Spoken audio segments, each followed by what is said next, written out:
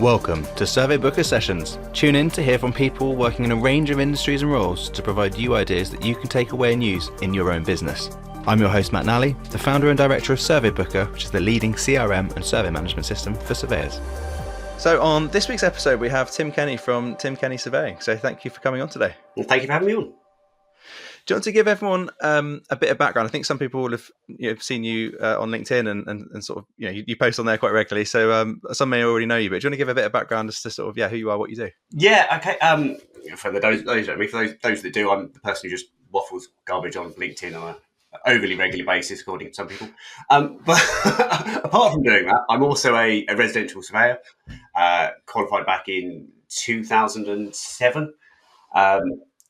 Didn't take the most traditional route in surveying. I actually qualified as a home inspector first. So for anybody who is old enough and has been hanging around the property industry long enough will remember home information packs, which apparently are making some kind of comeback at some point. But I don't like to think about those because I won't say traumatic experiences, but complicated experiences.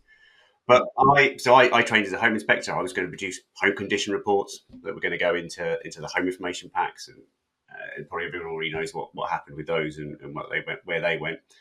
But good news is that kind of gave me a basic starting point as a surveyor. And I've gone on from there to kind of have a career, so just getting out, inspecting properties and reporting on them. And then from there, sort of I fell into training work as well. Back in 2020, so kind of full on lockdown period. Sava, the organisation that actually trained me, wanted to give their students a little bit of some kind of taste of mentoring.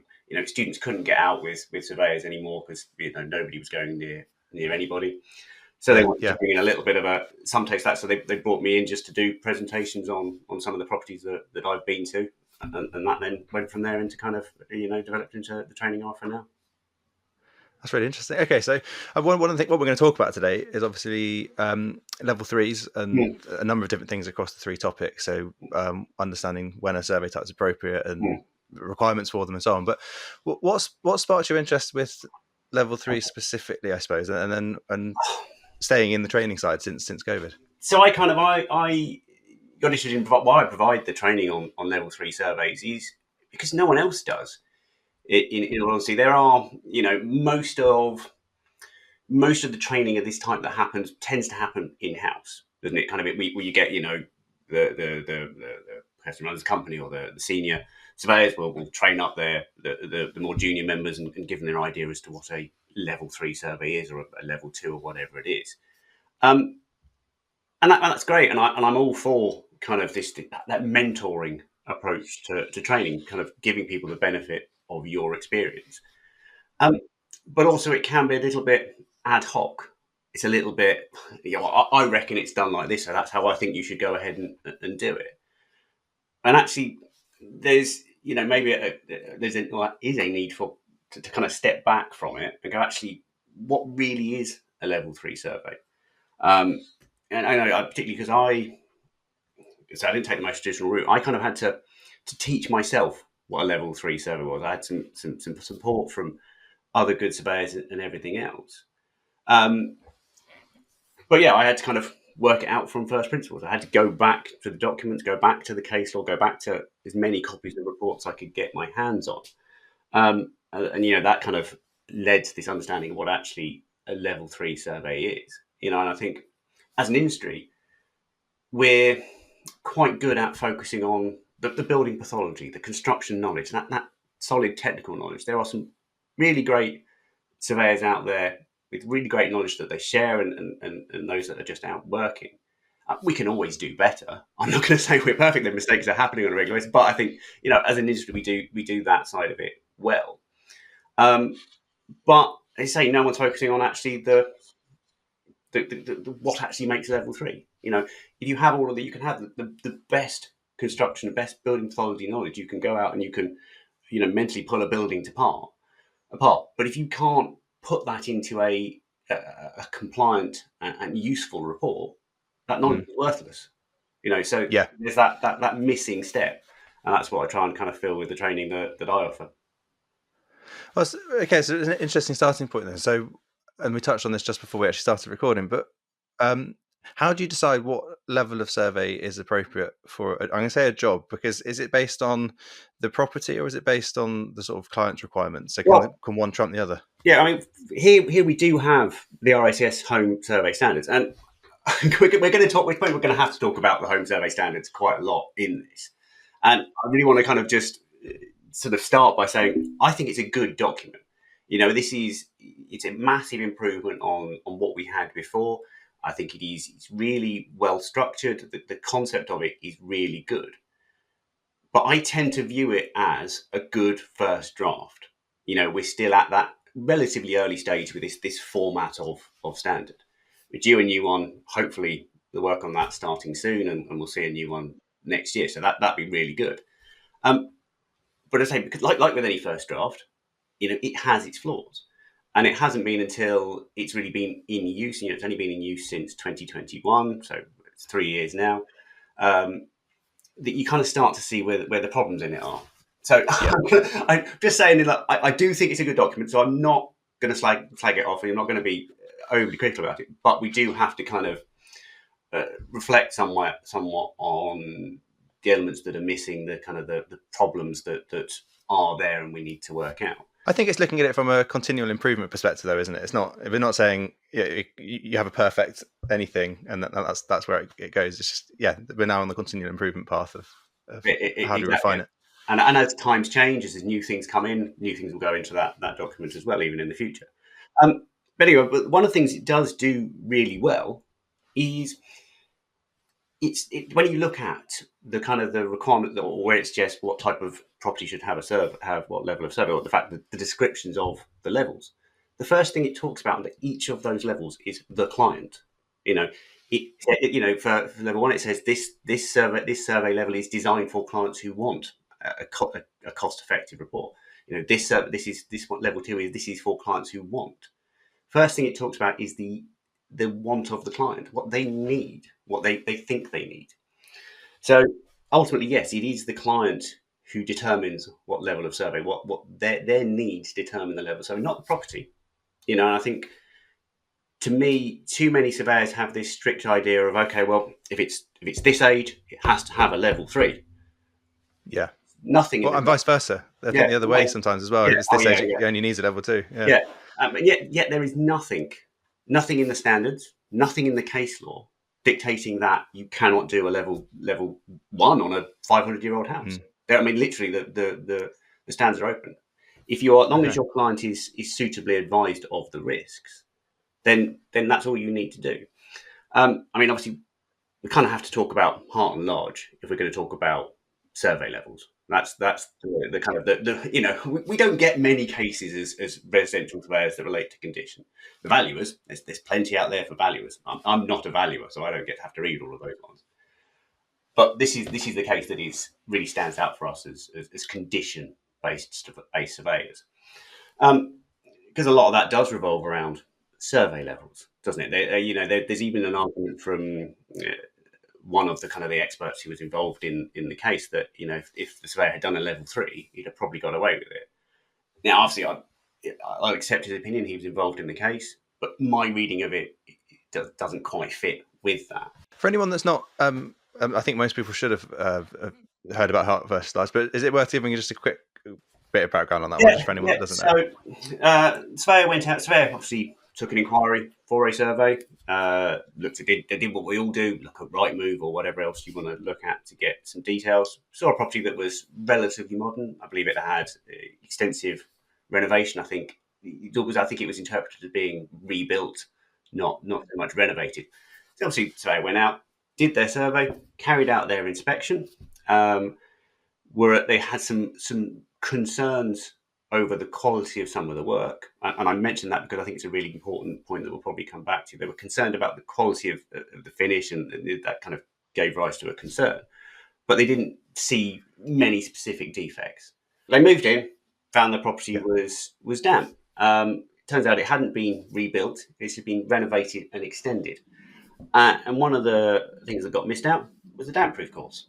So obviously, Mm. we can have a longer conversation about rising damp and the purpose of damp-proof courses, but in this instance, there was no DPC, and the property was suffering from significant damp issues. Obviously, surveyor hadn't reported these, so that immediately comes to a claim. Goes through the process. Surveyor is obviously is the one up in court. I think they took action against the solicitor and the architects involved in the project as well. But unfortunately for the surveyor, the architect and the solicitors both settled out of court, so their responsibility was not considered as part of the case. So everything fell on the surveyor. So um, it's a big case because firstly the numbers involved were quite large. The judge accepted the opinions of one of the experts that the only way to resolve the issue was to literally fit a new physical DPC, which obviously is not or in fact actually knock down and rebuild with a new DPC. So you get a damages figure, which I think is in the 200,000 or 300,000 range. There's also very considerable costs, which gets you to the sort of 600,000. It's also significant because the judge was considering a different approach to damages as opposed to thinking about the reduction in value. They were thinking about the cost of the works and some other technicalities in that. But one of the key findings in there was that if the surveyor had carried out a level 3 survey, so they booked it as a level 2 because they saw the property as relatively modern. So level 2 is what we would generally book for it. But they found actually that if the surveyor had got there and carried out a level 3, they would have identified the defects that were present. Now, again, we can question some of the expert opinion that says that any level of survey would have found those defects, but that's expert opinion, not legal judgment. So they found that if he'd done a level 3, that would have flagged up the issues and he'd have provided safety for his client. There was also some discussion around a professional consultant certificate and the kind of documentation that backs up extensions. So anyway, so there's all of these complex issues involved in it. But I think what is most relevant for kind of this aspect of the discussion is that the judge found that, yes, the surveyor had booked a level 2, and that was reasonable to do based on what they could see before they visited the property. But actually, what the surveyor should have done is when they got there and found there were differences between what they believed to be present and what was present, they should have updated their advice to the client. So the surveyor should have gone, okay, look, I'm here. This isn't what I thought it was. There are potentially some more significant issues. Therefore, my client would be better served by having a level 3 survey. So they should have picked up the phone or done an email, whatever you would want to do, contact the client and say, hang on, this isn't right. I think you're going to need a level 3. Sought further advice from the client before carrying on. And I think it's really good because it does set a clear pattern now for what we should be doing with surveys. And I think, it's perhaps something that should have always been there, but we now need to think about this. So the way I look at it, we have the home survey standards that say it's the client's need or opinions or desires that dictate the level of survey. They make the decision, but we as a surveyor offer them advice as to what might suit them best. Now, the home survey standards include some basis for that advice. Age of the property, condition, complexity, all of these things come into it. So we can look at that and go, yeah, I think based on this, what I can see, this is the level of survey you should have. So, for example, say I think I've seen it, I think you should have a level 3 survey because it is complex or it's old or it's in a very poor condition. But if you choose not to do that, if you choose a level 3, yes, you will save money, but you will take on this additional risk. So, I may not report to you some of the things that might get flagged up on a level 2. Again, that's a little bit iffy because I can make a strong case that everything that you'd find on a level 2, you'd find on a level 3, but pretty much. But ignoring that, you're saying to them, okay, yep, I think you should do a level 3, but actually, if you choose a level 2, you will save money, but you will take on some risk. Okay, that's kind of how it should work.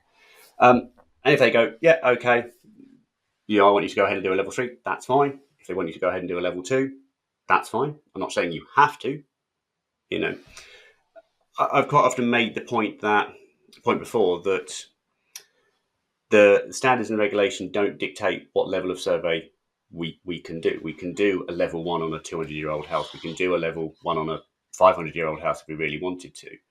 Um, and sometimes I get I've got a little bit of flack from surveyors on that. But Yeah, again, it's good to make the point that I'm just saying that's what the regulation and the statute say, the regulation, sorry, and the case law say. You know, doesn't mean you have to do it. You're not obliged to take any survey. We're not barristers. We don't have a cab rank rule for surveyors. If you don't want to take the work, don't take the work. No one's making you. I'm just saying that if you choose yeah. to, you are well within your rights to do that. If a property really is, in the surveyor's opinion, better suited to a level 3, and you provided that advice, I suppose you've covered yourself on that respect. Is there a risk? And I know you're not a lawyer, so this is not legal advice, of course, but just to caveat that before I ask. But is there still a risk that if you go ahead with a level 2 or a level 1, for example, that you're going to be emitting some information potentially, although you've advised that as a risk, that it's outside of what a professional would do, and are you therefore at risk, or do the standards cover you for Yeah, that potentially? I can't see how you would be. As long as you've been clear in your advice to your clients, that's all Mm, that matters. Now, I always kind of the example I give on this is one actually not from residential surveying, but actually from my days working in block management. So one of my first jobs was managing blocks of flats and freehold estates and dealing with all of those things. And anybody who's done any property management work will know it's quite a tough world. But in that, as the property manager, you're the agent working on behalf of a freeholder or usually a residence management company. And the way I would always explain my role to a resident management company was to say, okay, well, look, obviously I'll set a service charge budget for you. I'll tell you what I think it's going to cost to run this property. And part of that will include a reserve fund provision. So roof will need replacing and the windows need doing or whatever. I'll put some money aside each year for that. Right? If one year you come along to me and say, actually, you know what, we've got £30,000 sat in our reserve fund. I want you to go away and build us a swimming pool with that money. We don't want to spend it on the roof anymore. We don't want to spend it on the vehicle gates. We want to build a swimming pool because we love a swimming pool. My job as a managing agent would be say to them, okay, I think that's a bad idea because if you do that, you're not going to have money for all the things that we plan to do it. On top of that, it's not compliant with the terms of the lease, which don't permit the management company to spend money on improvements. So it's really a flawed idea. And I would do that. And I could put that in writing to them, and I would definitely put it in writing. yeah, If they then wrote back to me and said, "We want you to go ahead and build a swimming pool," I'd say, "Fine." It's not. I don't care whether your roof falls in next year because I've got my instruction from you. I've clarified to you the risks. You still yeah, instructed me. My job then is to go away and build you the best possible swimming pool I can with the money that you have available. That would be my role. So as yeah, long as yeah, I had advised them and I was not negligent in my building of the swimming pool, which would mean I just pay someone else to go and do it, because I'm not competent to build swimming pools, then I've satisfied my job. I've got no risk yeah, in that. And it's exactly the same for surveyors carrying out surveys. So if I've told you this level of survey would suit your property because of these reasons, and if you choose a different level, you are taking a risk. You come back to me in writing and say, "Oh, I understand that. I'd still like to go ahead." As long as I carry out my survey in accordance with the requirements for that level mm, of survey, then I've covered myself.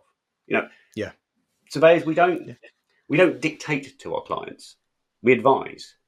And we've got to be quite mm, clear on that. yeah. I think one of the important points as well there is definitely put things in writing. I would always agree with that, and when it gives you a reminder of whether you did say something or not, because you can always think you had. Yeah, did I say that on the phone? I can't quite remember. It's always there, but it definitely covers you later because it's so hard to prove. Yes, we had a discussion on the phone or in person when we said this. Yeah, you You can can't rely take on that. your contemporaneous notes, and that's Mm, good. But yeah, there is. I mean, much as you can do by email. But again, anything where it is that you are drifting away from the standards. Again, to kind of yeah, touch on another point about standards, we have home survey standards, and they're a good document. They specify uh, what constitutes or what we should do under a level 2 survey, right? But they're in effect a minimum standard only, and also they yeah, don't they don't dictate. So we're free to ignore them as long as we put that in writing to our client. So, Yeah. there's a minimum standard in there, but if we want to do more, we can do more. We can give more information. We can upgrade elements of a survey to level 3, but most of it's level 2. We can even exclude elements of the building. If there's a section of the building that they're literally just going to knock down, if it's an outbuilding or something that they're going to knock down, you could choose in your terms to exclude that. But you've got to put Yeah. it in writing. It has to be very clear. You can't just issue out your standard terms.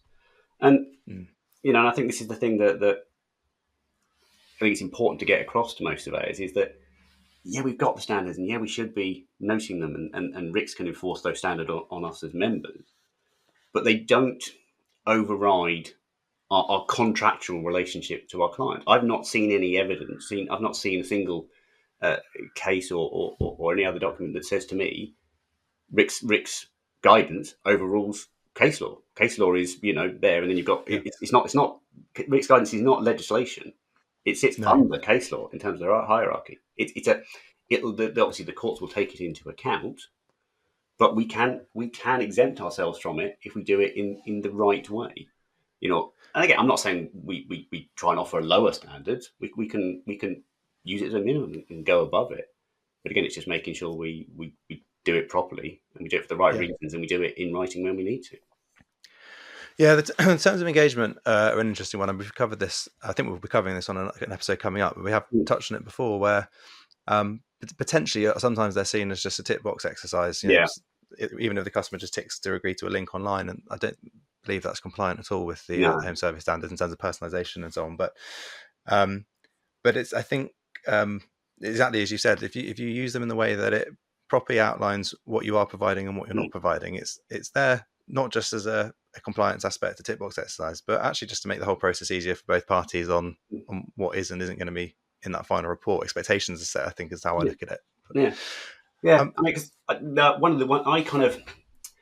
But, when it comes to terms of engagement, actually getting clients to read the terms of engagement, when I view that process, I've kind of stolen a little bit from a kind of a sales background with that. When you're looking at the idea of the customer journey, so that we use the same journey for getting a client to book a survey. So you look at all of the touch points and see where the difficulties are. You try and remove those difficulties to make it as easy as it can be for them to make a purchase. Right? That's a standard sales process. Apply the same thing to your terms of engagement. Make it as easy as possible for them to read them, and not just agree them, but read them and understand them. Take that same approach, and therefore you're already starting that process of protecting yourself. Because we've all had the phone call from the client who phones up to moan us about something, and you actually got to know, if you'd read your terms of engagement, you'd know about it.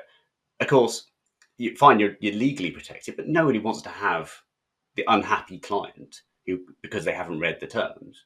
Whether you're liable or not, you've still got an unhappy client. And to kind of bring us back to the subject level 3 surveys, one of the reasons why you might not want to do the level 2, even though the client thinks the level 2 would be okay, is because they're not going to be happy with it, are they? If it's the wrong survey for the property, they're probably not going to be happy. So again, there's this kind of, there's the compliance and the liability, but also there's the customer experience and the having happy customers who give you money and tell other people to give you money for the job. That's we're all having to, what we do is professional, but we're also having to make money at it as a business. So you want them to go away really happy. So if you're doing a level 1 survey on a 300-year-old house, they're not going to be that happy with that, are they? I've been very similar. So, as I said to you, there's no reason within the guidance, no reason within the case law that you can't do these, but actually the choice not to do it is probably going to be a commercial one. That's how I view it. Yeah, I think it's a very nice point, actually. It all should stem around, it's around client needs, as you say, but that customer experience part and all of these points, the touch points from getting a quote to understanding the terms to the actual quality of report and stuff like that. It is all ultimately customer experience and then what drives you forward. But I think that's been a nice setup ready for topic 2. So for anyone else that wants to carry on listening, we're about to go on to the basic requirements around level 3 surveys and everything you need to know.